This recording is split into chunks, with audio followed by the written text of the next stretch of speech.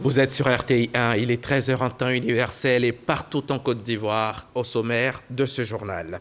Depuis hier, le rideau est tombé sur le 27e congrès de l'Union postale universelle. En marge de la cérémonie de clôture, le ministre Roger Félix Adom a procédé à la signature des actes du congrès, ce qui marque la validation par la Côte d'Ivoire de toutes les décisions et recommandations arrêtées au cours de ce congrès. Plus de 6000 personnels d'encadrement des lycées et collèges du privé viennent de prendre part à un atelier de formation à l'initiative du ministère de l'Éducation nationale et de l'alphabétisation. Ils ont vu leur capacité renforcée pendant 2 semaines. Cela pour apporter une plus-value à l'enseignement en Côte d'Ivoire. L'armée américaine a annoncé dans la nuit de vendredi à samedi avoir mené une frappe de drone contre un organisateur du groupe État islamique au Khorasan qui a revendiqué l'attaque meurtrière à l'aéroport de Kaboul. La frappe aérienne sans pilote s'est produite dans la province de Nangarhar et la cible a été neutralisée. Bonjour et bienvenue. Le 27e congrès postal universel a définitivement refermé ses portes hier vendredi. La cérémonie de clôture s'est déroulée en présence du Premier ministre Patrick Achi qui a salué le succès des travaux.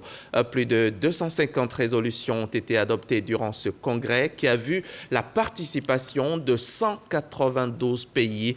Retour là maintenant sur le dernier acte de l'un des événements les plus importants au monde. Les détails avec Cheikh Koné Aboubakar.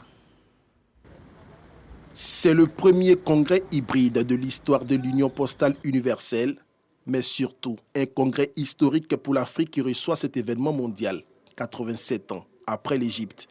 L'Afrique a invité les acteurs du monde postal sur cette terre. La Côte d'Ivoire et Abidjan les ont reçus dans la plus grande hospitalité à l'ivoirienne.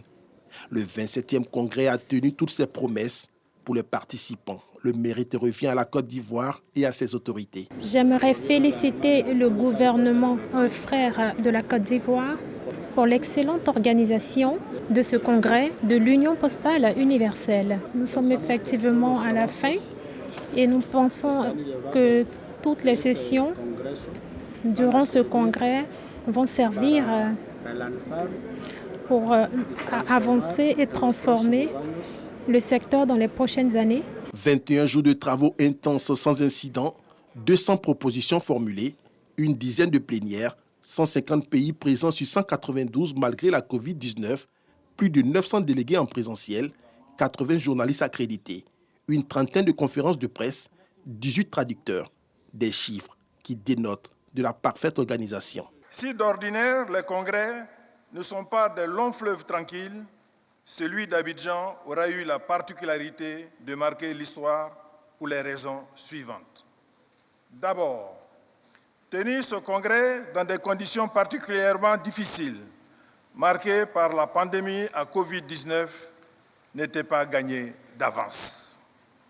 Ensuite, c'est la première fois que l'UPI organisait un congrès entièrement digitalisé, c'est-à-dire un congrès zéro papier.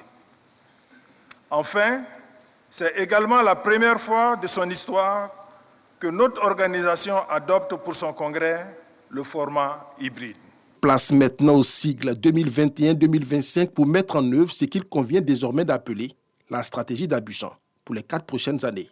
Nous voici donc au terme de ce congrès qui a été placé sous le thème de la digitalisation des services postaux et qui a permis d'adopter la stratégie postale 2022-2025 du secteur postal mondial, dénommée désormais Stratégie postale d'Abidjan, avec une vision à long terme tournée vers 4 acteurs principaux de l'écosystème que sont les gouvernements, les régulateurs, les opérateurs désignés et les autres acteurs du secteur postal. Pour mettre en œuvre cette vision, l'UPI se propose pour le prochain cycle de 4 ans d'être un forum pour les acteurs du secteur postal, un fournisseur de solutions technologiques et un centre de connaissances pour le secteur. La réussite de ce congrès est aussi celle de l'Afrique, a déclaré le Premier ministre Patrick Achi. Le chef de gouvernement a rendu un hommage au chef de l'État Alassane Ouattara pour son implication personnelle dans la réussite de cette messe mondiale. L'honneur revient au président de la République de Côte d'Ivoire, son Excellence M. Alassane Ouattara, qui a porté et soutenu ce projet depuis de si nombreuses années. Sans sa volonté politique, sans son implication constante, sans son appui, rien n'aurait été possible. Je voudrais donc lui rendre hommage et lui exprimer les remerciements de l'Afrique tout entière. La tenue de ces assises, au-delà de leur caractère historique, requiert d'importantes retombées pour la Côte d'Ivoire. Pour nous, qu'à Abidjan soit arrêtée la stratégie d'Abidjan, qui devient pour les 4 prochaines années la stratégie du monde, ça nous impose donc de faire pour notre propre poste des réformes et des transformations extrêmement profondes, mais pour lesquelles, puisque nous assurons la présidence, tous les postes du monde seront engagés à nous aider à réussir. Pendant 4 ans, on va tirer le profit, le bénéfice de l'enrichissement des postes ici les unes et les autres, qui pour un certain nombre d'entre elles sont déjà loin devant nous, en tout cas en Occident. Elles seront prêtes à partager avec nous cette expérience. Pour certaines, seront prêtes à nous financer. Donc je pense que pour notre poste, c'est un gain, bien sûr, qui est incalculable et sans nom. Et enfin, pour conclure, je reviens là-dessus, c'est l'image du pays. C'est l'image du continent. Fini le 27e congrès de l'UPU à Abidjan, les prochaines assises prévues en 2025 se tiendront pour la première fois au Moyen-Orient, à Dubaï, dans les Émirats arabes unis. En marge de cette cérémonie de clôture que vous venez de suivre, le ministre de l'économie numérique, des télécommunications et de l'innovation a procédé à la signature des actes du Congrès. Par cet acte, Roger Adam Félix, vous le voyez là en image, valide ainsi au nom de la Côte d'Ivoire toutes les décisions et recommandations de ce 27e rendez-vous mondial de la Poste. Voilà donc ce qu'on peut dire sur le 27e congrès postal universel, congrès sur lequel nous reviendrons largement demain dimanche dans le cadre du magazine du dimanche avec comme invité le président du comité scientifique, M. Lassina Konaté, qui nous livrera les conclusions du congrès de l'UPU. Rendez-vous à ne pas manquer donc. Tous engagés contre le coronavirus. Pour vaincre le monstre, chacun doit se sentir concerné par la lutte. Nous, à RTI1, nous faisons notre part au quotidien.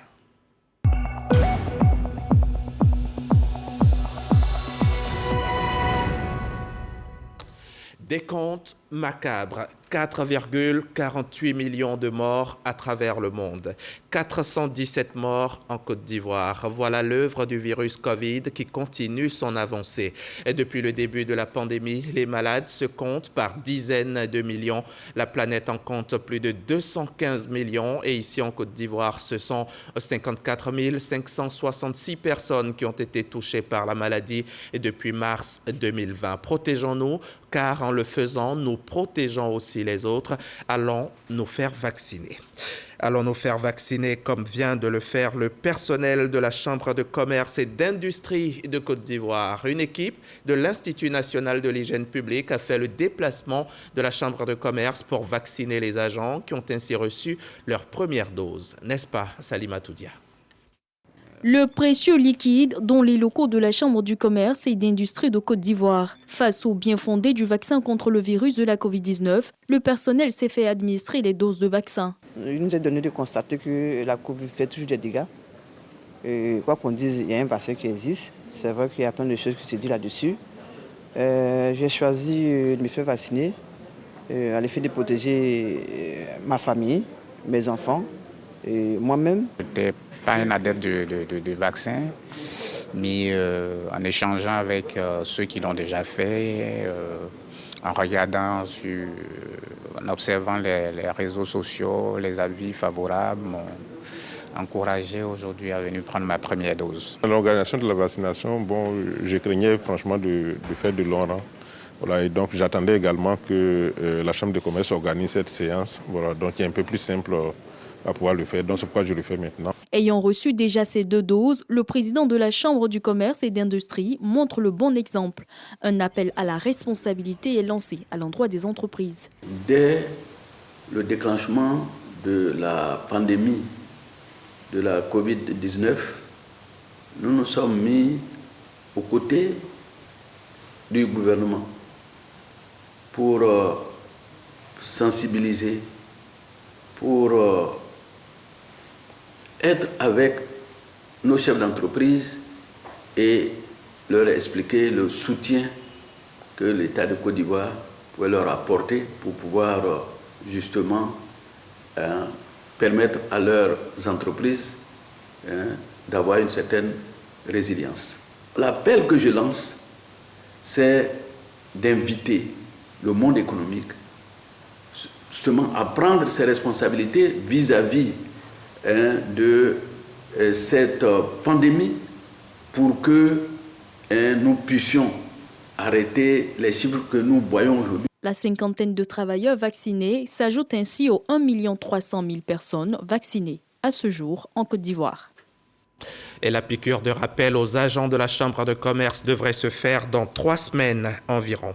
Venons-en au projet dénommé Ewlet Voice pour la réduction des grossesses non désirées et du taux de mortalité maternelle lié aux avortements. Un projet de l'Association ivoirienne pour le bien-être familial qui vient d'organiser un atelier de formation à l'endroit des associations de personnes vivant avec un handicap. Une formation donc pour les outiller efficacement pour le plaidoyer et la sensibilisation sur les droits en santé reproductive.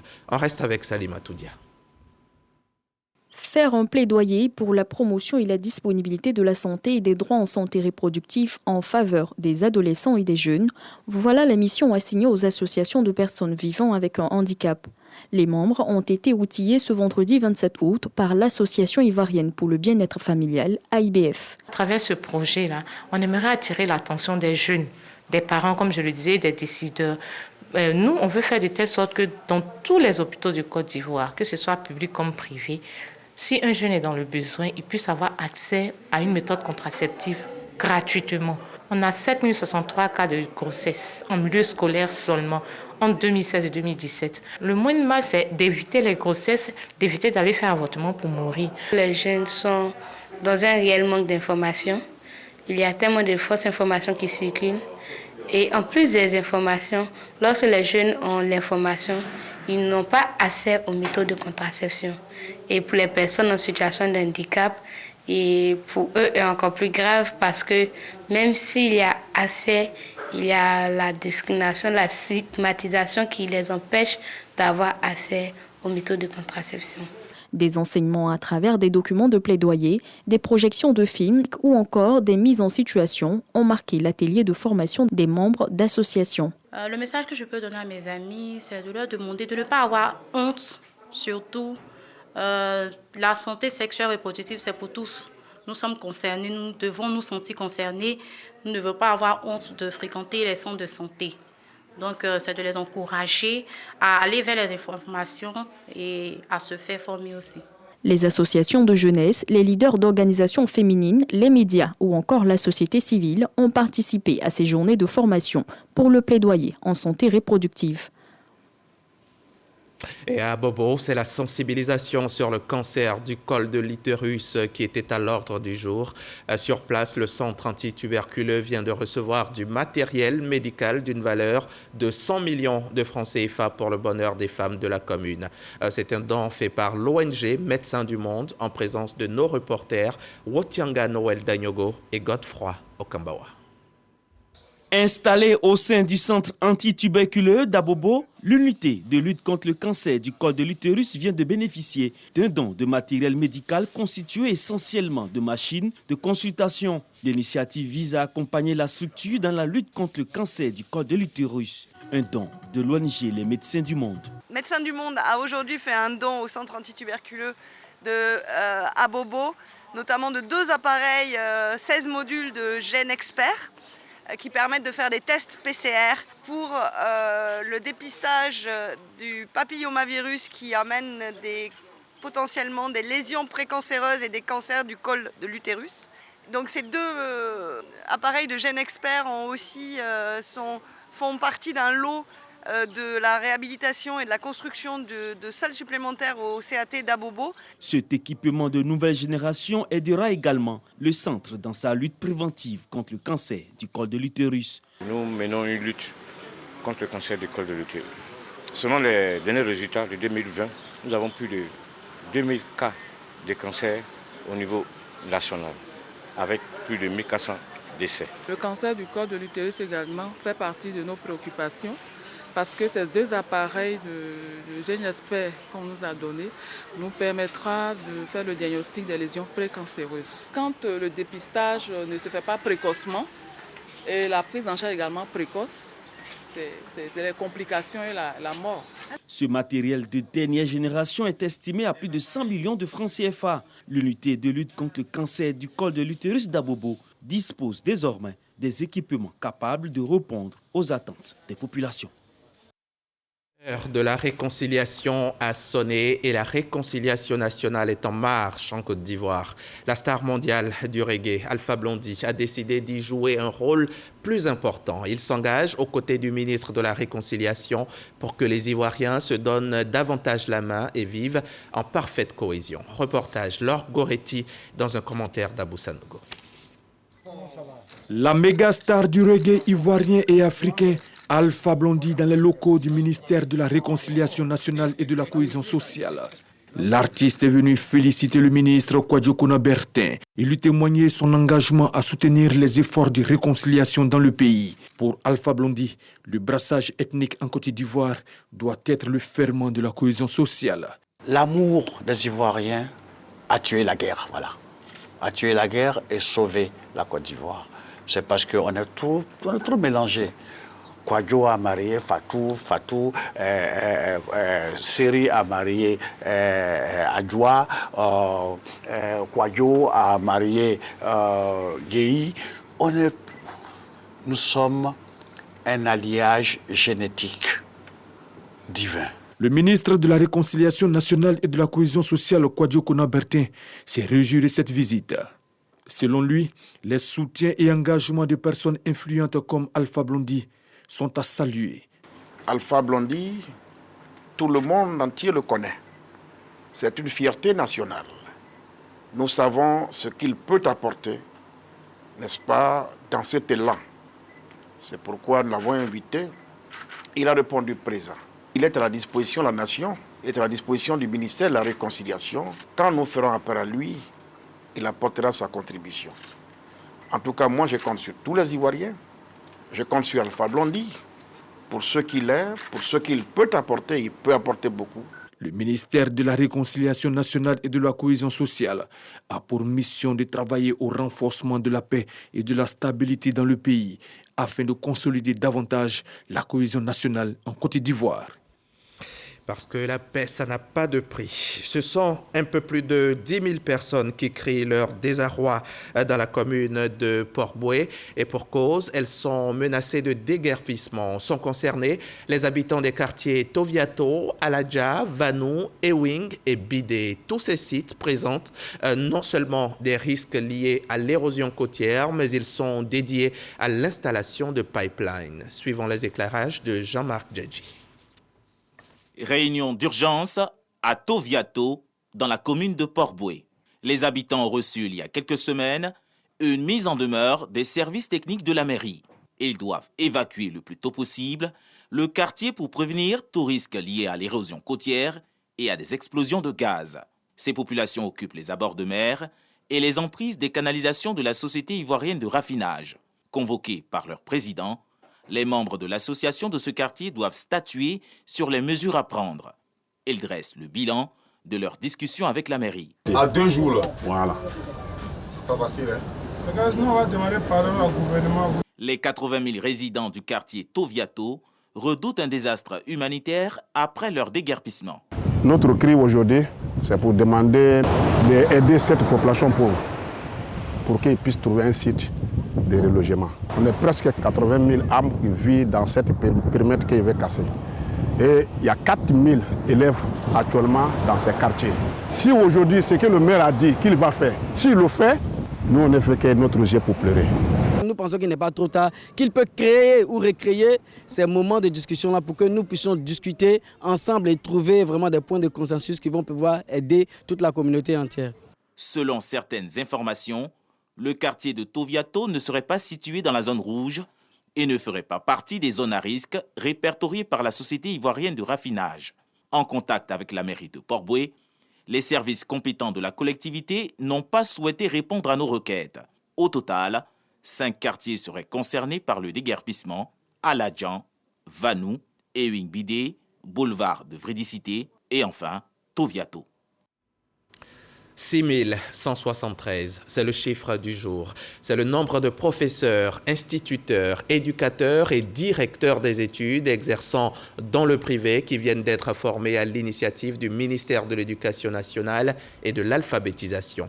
Il s'est agi de renforcer leurs capacités afin d'améliorer la qualité de l'enseignement en Côte d'Ivoire. Le compte-rendu de Serge Collier.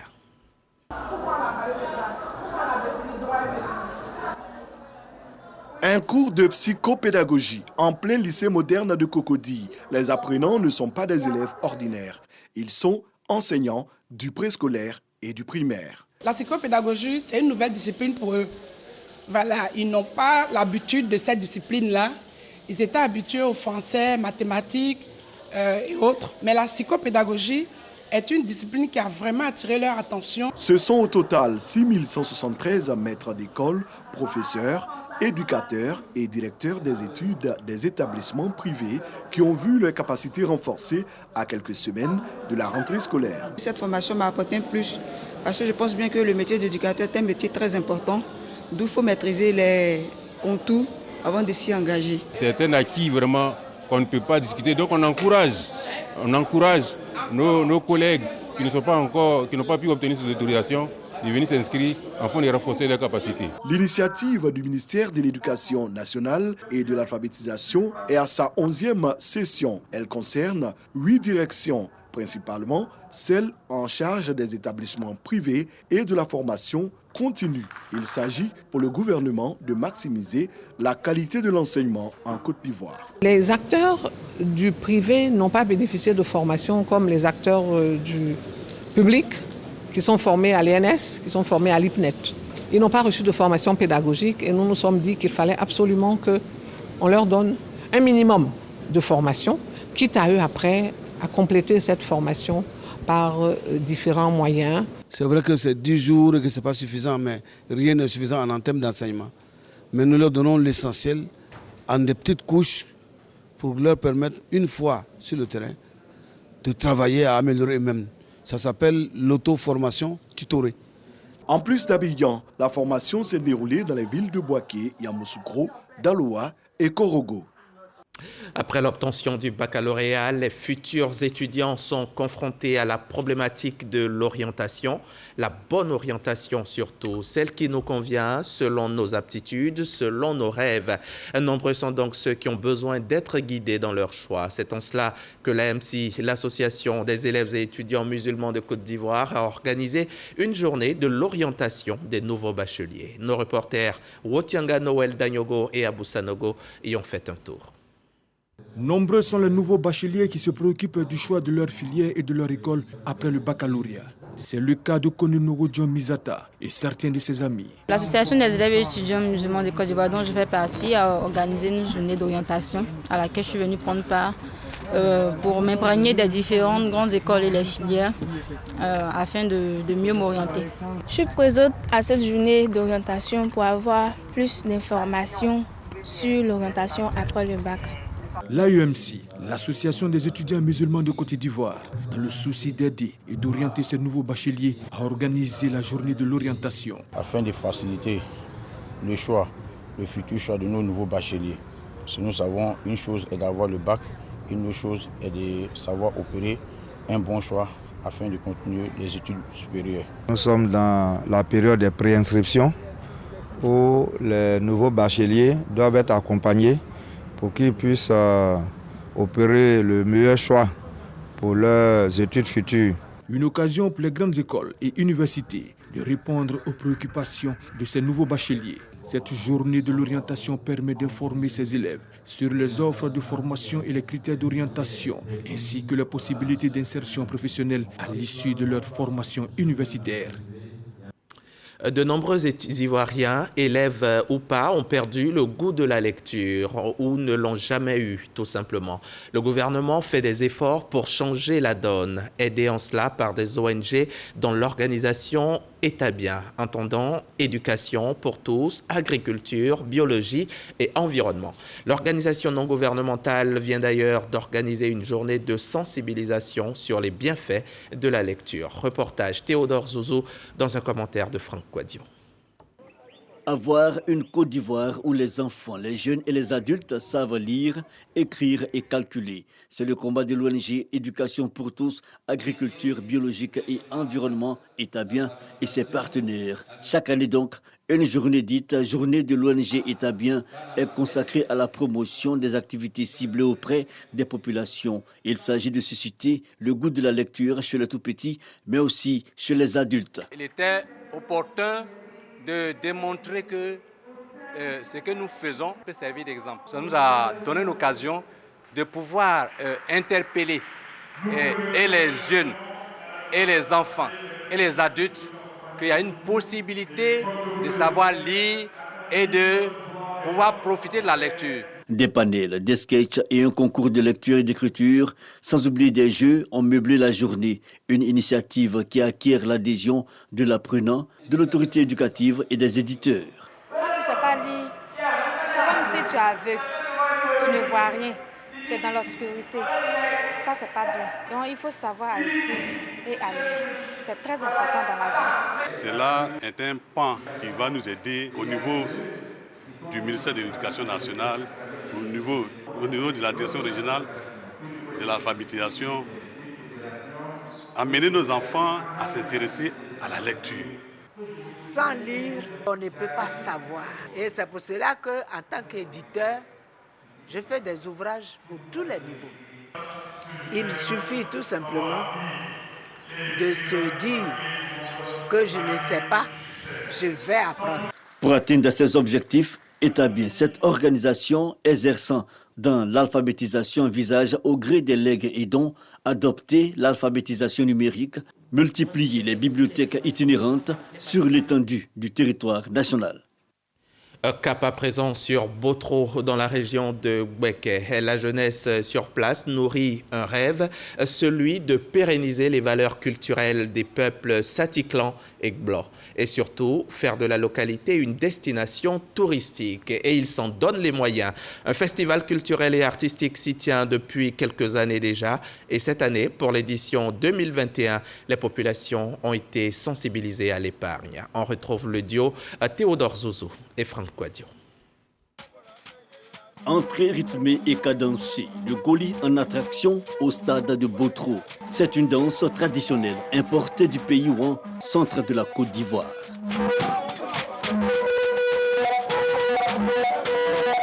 Nous sommes à la 3e édition du Festival international de la culture et des arts de Botro FICAB, une activité de promotion des valeurs culturelles et touristiques du département de Botro. Les Baoulés, dans l'ancien temps, étaient des hommes valeureux et ils ont gardé cette tradition jusqu'à aujourd'hui. Et tout cela tend à se perdre.